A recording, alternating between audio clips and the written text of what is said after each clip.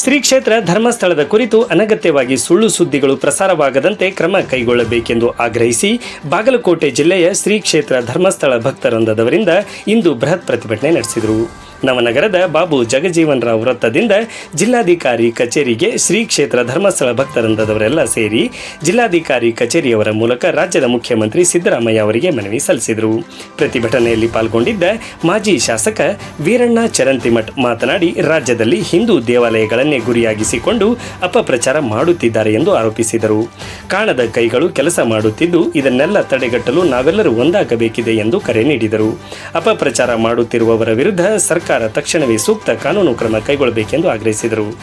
ಧರ್ಮಸ್ಥಳ ಅಭಿಮಾನಿಗಳ ವೇದಿಕೆ ಮುಖಂಡ ರಾಜು ನಾಯ್ಕರ್ ಮಾತನಾಡಿ, ಕಳೆದ ಕೆಲವು ವರ್ಷಗಳಿಂದ ಗಿರೀಶ್ ಮಟ್ಟಣ್ಣವರ್, ಮಹೇಶ್ ಶೆಟ್ಟಿ ತಿಮರೋಡಿ, ಸಮೀರ್ ಎಂಡಿ, ಸಂತೋಷ್ ಶೆಟ್ಟಿ, ಜಯಂತ್ ಟಿ, ಅಜಯ್ ಅಂಚನ್ ಮತ್ತು ಅವನ ಸಹಚರರು ಸೇರಿಕೊಂಡು ಶ್ರೀ ಮಂಜುನಾಥ ಸ್ವಾಮಿ ದೇವಾಲಯ ಹಾಗೂ ಧರ್ಮಾಧಿಕಾರಿ ಡಿ ವೀರೇಂದ್ರ ಹೆಗ್ಗಡೆ ಮತ್ತು ಅವರ ಕುಟುಂಬಸ್ಥರ ಹೆಸರಿಗೆ ಕಳಂಕ ತರುವಂಥ ಕೀಳು ಮಟ್ಟದ ಭಾಷೆಯನ್ನು ಉಪಯೋಗಿಸಿ ವಿಡಿಯೋಗಳ ತುಣುಕುಗಳನ್ನು ತಯಾರಿಸಿ ಅದನ್ನು ಸಾಮಾಜಿಕ ಜಾಲತಾಣಗಳಲ್ಲಿ ಹರಿಯಬಿಡುತ್ತಿದ್ದಾರೆ. ಇಂಥವರ ವಿರುದ್ಧ ಕ್ರಮ ಕೈಗೊಂಡು ತಕ್ಷಣವೇ SIT ನಡೆಸುತ್ತಿರುವ ಗುಂಡಿ ತೋಡುವುದು ನಿಲ್ಲಿಸಬೇಕು. ಭಕ್ತರ ಭಾವನೆಗಳ ಜೊತೆಗೆ ಚೆಲ್ಲಾಟ ಆಡಬೇಡಿ. ಇದು ಸಾಂಕೇತಿಕ ಪ್ರತಿಭಟನೆಯಾಗಿದ್ದು ಮುಂದಿನ ದಿನಗಳಲ್ಲಿ ಧರ್ಮಸ್ಥಳಕ್ಕೆ ತೆರಳಿ ಉಗ್ರ ಪ್ರತಿಭಟನೆ ನಡೆಸಲಾಗುವುದು ಎಂದು ಹೇಳಿದರು. ಪ್ರತಿಭಟನೆಯಲ್ಲಿ GN ಪಾಟೀಲ್, ಶ್ರೀಕಾಂತ್ ಸಂದಿಮನಿ, ರಂಗನಗೌಡ ದಂಡನ್ನವರ್, ಗೀತಾ ನಾಲ್ವತ್ವಾಡ್, ರವೀಂದ್ರ ವಂಟುಕುದ್ರಿ, ಸುರೇಶ್ ಮಜ್ಜಿಗಿ, ಶ್ರೀಶೈಲ್ಗೌಡ ಪಾಟೀಲ್ ಸೇರಿದಂತೆ ಧರ್ಮಸ್ಥಳ ಭಕ್ತಾಭಿಮಾನಿಗಳು ಸಮಿತಿಯವರು ಪಾಲ್ಗೊಂಡಿದ್ದರು.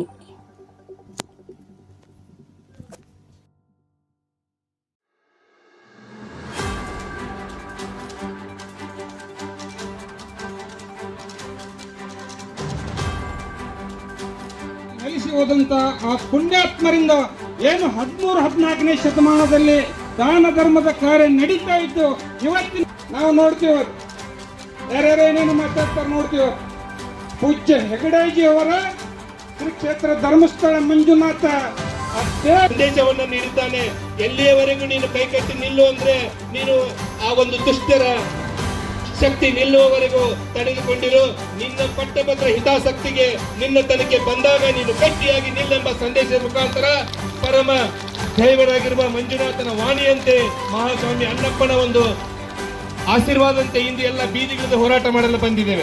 ನೀವು ಕಾಣ್ತಾ ಇರ್ಬೋದು, ಸಾಂಕೇತಿಕ ಹೋರಾಟ ಅಂದ ತಕ್ಷಣ ಎಲ್ಲ ಒಂದು 5 ಜನ ಬಂದ್ಕೊಂಡು ಮನವಿ ಕೊಟ್ಕೊಂಡು ಹೋಗ್ತಾರೆ ಅನ್ನೋದಕ್ಕೆ ಇದೊಂದು ಯಾವುದೋ ಪಕ್ಷಕ್ಕೆ ಸಂಬಂಧಿಸಿದ್ದಲ್ಲ, ಯಾವುದೋ ಒಬ್ಬ ವ್ಯಕ್ತಿಗೆ ಸಂಬಂಧಿಸಿದ್ದು. ಇಲ್ಲೆಲ್ಲ ಕೂಗೊಡ್ದು ಬಾಯ್ ಮಾಡಿ ಸ್ಟ್ರೈಕ್ ಮಾಡಿ ಏನೋ ಜನ ಸೇರಿಸಿ ಮಾತಾಡಿ ನೀವು ಮನೆಗೆ ಹೋಗ್ತಾರೆ. ನಿಮ್ಮ ವಿಚಾರಗಳು ಏನಾದ್ರೂ ಇಟ್ಟಿದ್ರೆ ನಿಮ್ಗೆ ಧರ್ಮಸ್ಥಳದ ಕ್ಷೇತ್ರದ ಒಂದು ಅನ್ನದ ಋಣ ಐತಿ ನಿಮ್ಮೆಲ್ಲರ ಮೇಲೆ.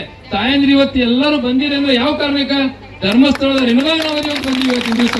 ಪಕ್ಷಾತೀತವಾಗಿ ಜಾತ್ಯಾತೀತವಾಗಿ ಸಹಕಾರವನ್ನು ನೀಡುವಂತ ಬಡವರ ಪರ ಇರುವಂತಹ ಸಂಸ್ಥೆ ಏನಾದರೂ ಇದ್ರೆ ಅದು ಧರ್ಮಸ್ಥಳ ಶ್ರೀ ಮಂಜುನಾಥ ಸಂಸ್ಥೆ. ಯಾಕಂದ್ರೆ ಸರ್ಕಾರನ 30-35 ಯೋಜನೆಗಳನ್ನು ಕೊಡ್ಲಿಕ್ಕೆ ಒಂದು ಆಗ್ತಾ ಇರಂಗಿಲ್ಲ. ಅಂತದ್ದು ಈ ಒಂದು ಧರ್ಮಸ್ಥಳ ಸಂಸ್ಥೆ ಈ ಸಂಘಟನೆ ಮಾಡ್ತದ. ಎಲ್ಲೋ ಒಂದು ಕಡೆ ಅಧಿಕಾರಿಗಳು ಸಾಮಾನ್ಯ ಜನರನ್ನ ಮುಟ್ಲಿಕ್ಕೆ ಆಗಿರ್ಲಿಕ್ಕಿಲ್ಲ, ಸಾಮಾನ್ಯ ಜನರ ಮನೆಗೆ ಹೋಗ್ಲಿಕ್ಕೆ ಆಗಿರ್ಲಿಕ್ಕಿಲ್ಲ. ಆದ್ರೆ ಧರ್ಮಸ್ಥಳ ಸಂಸ್ಥೆ ಎಲ್ಲ ನಮ್ಮ ಕಾರ್ಯಕರ್ತೆಯರು ಮನೆಗೆ ಹೋಗಿ ಒಂದು ಗರ್ಭಿಣಿ ತಾಯಿಯಿಂದ ಹಿಡ್ಕೊಂಡು ಒಂದು ಮಗುವಿನ ಆರೋಗ್ಯದವರೆಗೆ ವಿಚಾರಣೆ ಮಾಡಿಕೊಂಡು ಎಲ್ಲರ ವಿಶ್ವಾಸಕ್ಕೆ ಪಾತ್ರರಾದಂತಹ ಯಾವ್ದಾದ್ರು ಸಂಸ್ಥೆ ಇದ್ರೆ ಅದು ಶ್ರೀ ಧರ್ಮಸ್ಥಳ ಸಂಸ್ಥೆ. ಈ ಗಿರೀಶ್ ಮಟ್ಟಣ್ಣಂತ ಒಂದು ಅನಾಮಿಕ ಅನ್ನುವಂತ ಒಂದು ವ್ಯಕ್ತಿಗಳೇನಿದ್ದಾರೆ ಇವರು ನಾಸ್ತಿಕ ವ್ಯಕ್ತಿಗಳು. ಈ 7-8 ಜನರು ಈ ಹಲ್ಕಾಗಳ ಗ್ಯಾಂಗಿನ ಲೀಡರು ಗಿರೀಶ್ ಮಟ್ಟಣ್ಣವ್ರು. ಗಿರೀಶ್ ಮಟ್ಟಣ್ಣವ್ರ ಬಗ್ಗೆ ನಿಮ್ಗೆಲ್ಲ ಗೊತ್ತದ. 2002 ವಿಧಾನಸೌಧಕ್ಕೆ ಬಾಂಬ್ ಬಿಡ್ತೀನಿ ಅಂತೇಳಿ ಒಂದು ಸುದ್ದಿ ಎಬ್ಬಿಸ್ತಂತ ವಿವೇಕಿ ಅವನು. ಇವತ್ತಿನ ದಿವಸ ಒಬ್ಬ ಸಾಮಾನ್ಯ ವ್ಯಕ್ತಿ ಇಲ್ಲಿ ನಿಂತಂತರು ಎಷ್ಟು ಮಂದಿ ಗಂಡಸರದೀವಿ ನಾವೆಲ್ಲರೂ ಯಾರ ಒಬ್ಬನ ಹೆಗಲ ಮ್ಯಾಗ ಹೊತ್ಕೊಂಡು ಹೋಗಿ 18 ಅಡಿ ಹಡ್ಡಿ ಒಂದು ಹೆಣ ಮುಚ್ಚಕ್ ಸಾಧ್ಯ ಐತೇನಪ್ಪ? ಯಾರಿಗಾರ ಸಾಧ್ಯ ಐತೆನಾ? 50 ಕಿಲೋ ಅಕ್ಕಿ ಚಲೋ ಒಯ್ಯಕ್ಕಾಗಲ್ಲ ನಮಗ. ಅವ 100 ಹೆಣ ಹೋದ್ ಒಬ್ಬನ ಹಡ್ಡಿ ಮುಚ್ಚಾನಂತ ಪಂಡಿತ.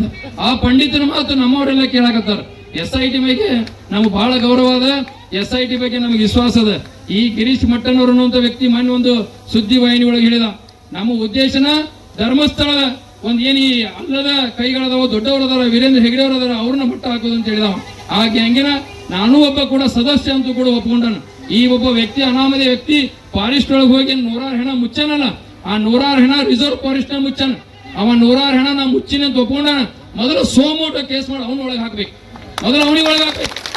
ಅವ್ನಿಗೇನು ರಾಜಾದಿತ್ಯ ಕೊಡಕತ್ತಾರ. ನಿನ್ನೆ ಗಾಡಿ ಒಳಗೆ ಓದಿ ಅವನ ಕರ್ಕೊಂಡು ಹೋಗಿ ತಿಮ್ರೋಡಿ ಮನೆಗೆ ಬಿಡ್ತಾರ. ನ್ಯಾಯವನ್ನು ಮಾಡುವಂಥ ಧರ್ಮಸ್ಥಳದಲ್ಲಿನ ನೀವು ಈ ರೀತಿ ಉದ್ದಟತನ ಮಾಡಿದಿರಿ ಅಂತಂದರೆ ನಿಮಗೇನು ಭವಿಷ್ಯ ಇಲ್ಲ ಅಂಥೇಳಿ ನಾನು ಭಾವಿಸ್ತೇನೆ. ಆ ನಿಟ್ಟಿನಲ್ಲಿ ಇದನ್ನು ಬೇಗ ಇದಕ್ಕೆ ಇತ್ಯರ್ಥ ಹಾಕಬೇಕು. ಆ ರಿಪೋರ್ಟ್ ತೊಗೊಂಡು ಇದನ್ನು ಮುಗಿಬೇಕು. ಮುಂದೆ ಅವರಿಗೆ ಅವ್ರ ಮೇಲೆ ಡಿಫಾರ್ಮೇಷನ್ ಕೇಸು ಮತ್ತೊಂದು ಹಾಕಕ್ಕೆ ಅನುಕೂಲ ಆಗುತ್ತೆ. ಅವ್ರನ್ನ ಹಿಂಗೆ ಬಿಡಬಾರ್ದು. ಅವ್ರನ್ನ ಈ ಅಪಪ್ರಚಾರ ಮಾಡಿದವ್ರನ್ನ ಹಿಂಗೆ ಬಿಡಬಾರ್ದು. ಅವ್ರನ್ನ ಇವ್ರ ಮೇಲೆ ಸರಿಯಾದ ರೀತಿಯಿಂದ ಕ್ರಮ ತಗೋಬೇಕು. ಇವರಿಗೆ ಫೇಕ್ ಯೂಟ್ಯೂಬ್ ಒಂದು ಸೋಷಿಯಲ್ ಮೀಡಿಯಾ ಒಂದು ಇಲ್ಲದಾಗ್ಬಿಟ್ಟು ಈಗ ಏನು ಬಂದದ. ಯಾವುದೇ ಟೆಕ್ನಾಲಜಿ ಬೆಳೆದ್ರು ಅದನ್ನ ಸದುಪಯೋಗ ಮಾಡ್ಕೊಳಂಗಿಲ್ಲ ನಮ್ಮ ದೇಶದೊಳಗೆ, ದುರುಪಯೋಗ ಮಾಡ್ಕೊಳ್ಳೋದು. ಗೊತ್ತು ನನಗೆ ಅವ ಇಲ್ಲಿ ಅಲ್ಲಿದ್ದ ಅವಾಗ ಒಬ್ರು ಯಾರೋ ಇದ್ರ ಹಿಂದೆ ಯಾರದಾರ ಅನ್ನೋದು ನಮಗೆ ಗೊತ್ತದ. ಏನು ಗೊತ್ತದ? ಅವರು ಇದ್ರೊಳಗೆ ಭಾಳಷ್ಟು ಪರಿಣಿತಿ ಹೊಂದಾರ ಅಂತ ಅನ್ಸುತ್ತೆ ಇಂಥ ಕೆಲಸ ಮಾಡೋದ್ರೊಳಗೆ. ಆದ್ರೆ ಅವರು ಇದ್ರೊಳಗೆ ಸಕ್ಸಸ್ ಆಗುದಿಲ್ಲ. ಇದ್ರೊಳಗೆ ಈ ವ್ಯವಸ್ಥೆಯೊಳಗೆ ಸಕ್ಸಸ್ ಆಗುದಿಲ್ಲ. ಆ ನಿಟ್ಟಿನಲ್ಲಿ ನೀವು ಮೊದಲ SITಯ ರಿಪೋರ್ಟ್ ತಗೊಂಡು ಈ ಕ್ಷೇತ್ರದ ಹೆಸರನ್ನು ಕೆಡಿಸುವಂಥದ್ದನ್ನು ಮೊದಲ ನಿಲ್ಲಿಸಬೇಕು. ಭಕ್ತರಿಗೆ ಏನು ಹಿಂದೂ ಧರ್ಮದ ಎಲ್ಲ ಭಕ್ತರಿಗೆ ಆದಂಥ ನೋವಿಗೆ ಸರ್ಕಾರ ಇವತ್ತು ಕ್ಷಮೆ ಕೇಳಬೇಕು ಅಂತ ಹೇಳಿ ಒತ್ತಾಯ ಮಾಡಿ ನಾನು 2 ಮಾತುಗಳು